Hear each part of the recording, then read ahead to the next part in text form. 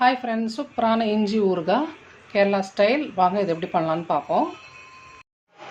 இஞ்சி நம்ம இந்த மாதிரி கட் பண்ணி எடுத்துக்கலாம்.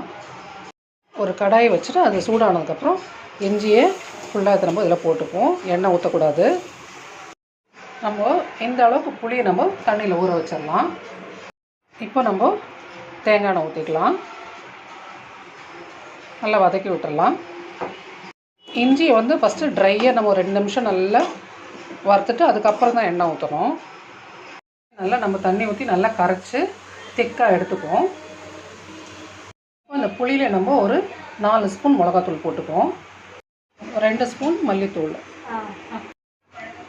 பெருங்காயத்தூள், மஞ்சத்தூள், உப்பு நம்ம தேவையான அளவுக்கு உப்பு போட்டுக்கோங்க. நான் 2 ஸ்பூன் போடுறேன்.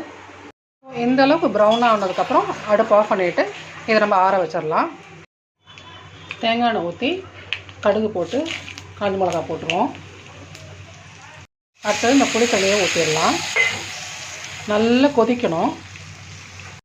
இப்போ நம்ம வெல்லம் போட்டுப்போம். நம்ம இஞ்சியை நல்லா பொடிச்சிருக்கோம். இப்போ அதில் கொட்டிடலாம். சூப்பராக ரெடி ஆகிடுச்சு. நல்லா திக்காக